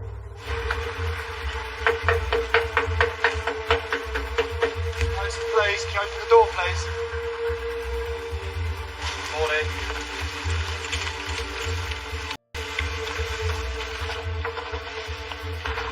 Morning. Your baggage, please. Is this someplace you chase hands with it? Okay. Right, sit up first when you wake up and I'll explain what's going to happen. There you go. Time is 6:45. You are further under arrest on suspicion of murder of Sarah Welgreen. This is a further arrest for the discovery of fresh evidence. This evidence provides inconsistency in the statement provided in the reports of the missing. Your arrest is necessary to answer questions about the offence. Understand? Understand that? Okay, you don't say anything about harm defence. You mention the question of defence on the court. Anything you do so about the evidence. When I found out that he'd actually been arrested for murder, there's a feeling of anger, hurt, hate, all the things that you'd associate with being killed. It's just a massive shock to the system. It's just unbelievable what goes through your mind. Now all the questions is where is she? What did he do? How did he do it? Did she suffer? Was it quick? You just don't know the answers to it. Okay. So you are under arrest today on suspicion of the murder of your ex-partner, and I understand current you still live in the same address. That's Sarah Wellgreen. Now, as I say, you're here on suspicion of murdering her. We believe she may be dead, and that may be at your hand. So, did you kill her? The pressure is on to find Sarah's body, establish a cause of death, and prove a motive to enable police to charge their suspect. It was a vast operation, and one that has involved help from not only officers and staff from across Kent Police, but from across other forces nationally, using experts from the fire service, the marine unit searching water, searching confined spaces. We've searched around 1,400 different areas. We haven't found Sarah. With searches proving fruitless and the clock ticking, detectives press Ben further. So, I'm not clear at the moment, Ben, whether you're just trying to think of an answer, or whether you've decided not to answer the question. He remained utterly silent. He did not answer any of our questions. He did not give us any information. He stayed absolutely silent and stared at the floor through 7 hours worth of interviews. After failing to answer any questions, and despite no body being found, police charge Ben with the murder of Sarah Green. But what really went on that night? And why did their once loving relationship end in such a tragedy? In a Kent village, the body of mum of 5, Sarah Wellgreen, has still not been found, but police pursue a case of murder and have charged 38-year-old taxi driver Ben Lacombe.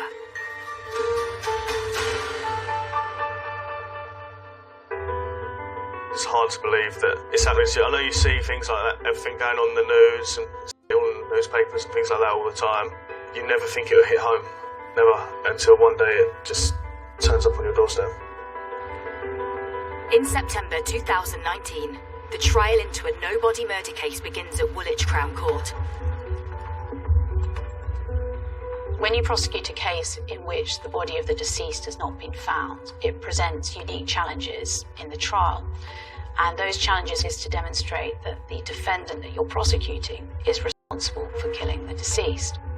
The prosecution reveals to the court a conversation between Ben and police a few days before he was arrested. We asked Ben Lacombe if we could take information from his mobile phone, and he said to us that actually he wouldn't give us his phone. It was very late. He wanted to go to sleep, and he would give us his phone the next day. As it turned out, and what we later captured on CCTV, was that Ben Lacombe didn't go to bed. He left the address, he travelled around and went into Dartford and the Greenhithe area, and parked up for a few minutes late at night near the River Thames. There was CCTV footage of the defendant in the pouring rain, desperately trying to get rid of something. And the prosecution suggested that that was the defendant trying to get rid of his own telephone. We knew from other evidence that he had purchased a new telephone in the days that followed Sarah's disappearance. And he was obviously keen to get rid of his own telephone, a telephone which could have given the police an indication of his whereabouts on the night of the 9th of October.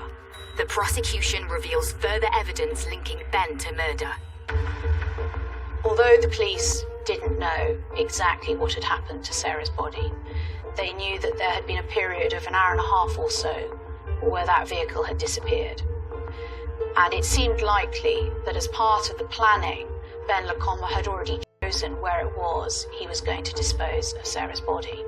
It may even have been that he had already dug her grave. When we did a search of Sarah Wellgreen and Ben Lacombe's home, we found a very large shovel in his shed. The defendant's account of why he needed a shovel of that type at his trial would later become that the shovel was there for his mother to use to tend to the flower beds at the front of his property. well, on any view, the flower beds at the property didn't require a shovel of that size, and the explanation given just simply wasn't a credible reason for having a shovel of that type. But it was a shovel that was relatively new in its appearance and was consistent with the type of implement that someone would use to dig a grave quickly.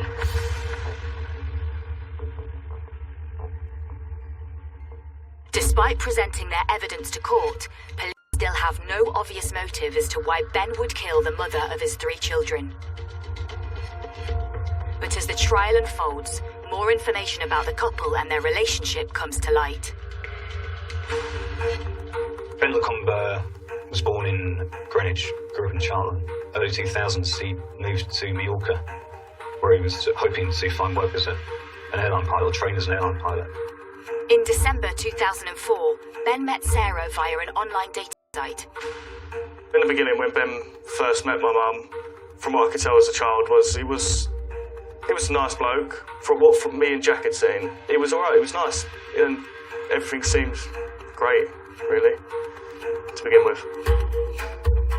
Desperate to create a stable home environment and provide her sons with a father figure and a better lifestyle, Sarah quit her job and moved to Mallorca to start over with Ben and her 2 sons. Obviously, I thought, oh, this is going to be a good life.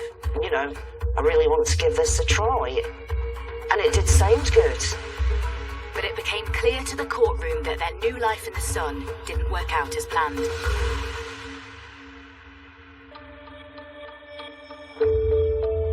Unable to speak the language, Sarah couldn't get a job and missed her family and friends back in the UK.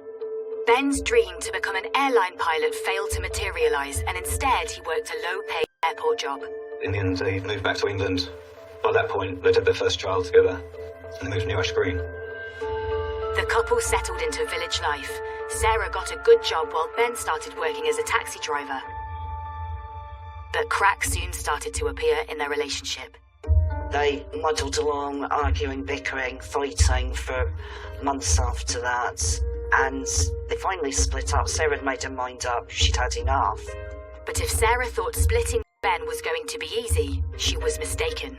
He threw her, Lewis and Jack out on the street, keeping their 3 youngest children inside the house with him. I was angry at Ben, but that had been built up through a few months of just listening to the arguments and things like that, and then that just throwing us all out, it was just unfair on us, really. We had nowhere else to go. The next morning, Ben already had a court hearing arranged, and he stated in court that Sarah abandoned her children. He had custody, and he was awarded custody. It was all pre-planned, and Sarah could not defend herself because she did not know what was happening. Distraught that she no longer had access to her youngest 3 children, Sarah and her 2 eldest sons moved in with her mum and stepdad. We were absolutely devastated. You see your child crying and you can't help them. And we literally scraped up everything we had to go and see a solicitor. But things took a positive turn for Sarah in August 2016, when she was awarded full custody of the children. Not only that, she met boyfriend Neil. Despite this, Sarah was terrified that Ben would attempt to take the children away from her if she moved in with Neil. So she made an unlikely peace offering with Ben to raise their 3 children under the same roof. Sarah wasn't happy about living with Ben. There was definitely animosity between the 2 of them. You know, they've been together for a number of years, and that didn't work out for various different reasons. Yet Sarah had a plan: to buy Ben out of their 4-bedroom family home, and she soon secured a new job with a big enough pay rise to make this happen. And after arriving home from work on 9th October 2018, she tells Ben her plan. Ultimately, Ben had lost control. The house was going to be up for sale. He was going to lose his home, even though he was going to get half the equity. And he'd lost not just, the property which he loved so much, but he'd lost control of the children. When you look at Ben Lacombe, he would have been left with almost nothing. Because he would have found himself in a position that Sarah was in not long before. And I think that probably pressured him into doing something stupid.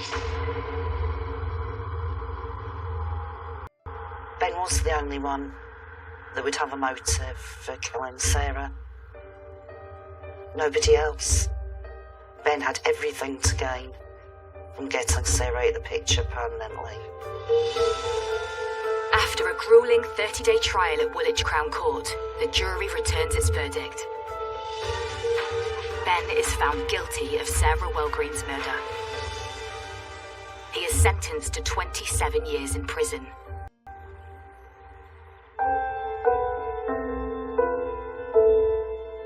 "27 years for Ben Macomber is not enough.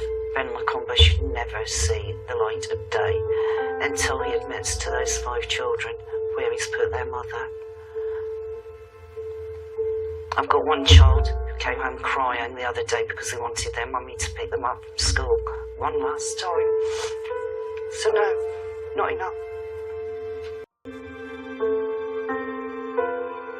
The case of Sarah Welgreen is among a small number of convicted murder cases in the UK in which the victim's body has never been found. But the community has never given up hope of finding her.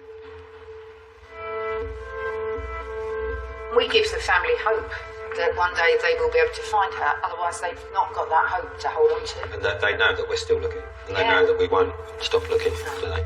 It's not been forgotten. No, that's all. We would like closure. All of us would like closure. For the body to be disclosed, to have a proper funeral, would probably help us all put it to bed. 2 years on from her disappearance, Sarah's family are slowly coming to terms with life without her. Ben's actions have caused me to lose my mum, for some of my siblings to lose their mother and their father at the exact same time. And it's an unthinkable thing. It really is. You never expect anything like this to ever happen to you, and you wouldn't wish it on the worst person. It's just a horrible, sunken feeling, and just a hole in your heart that you'll never fill. It is very raw. There's not a day goes by when you don't think about it, whether it's something that's played on the radio, or you see something, oh, Sarah would like that, or something the children say. Yeah, there is never a day goes by, and I don't think that will ever change for any of us. And until she is found, the question remains, where is Sarah Welgreen?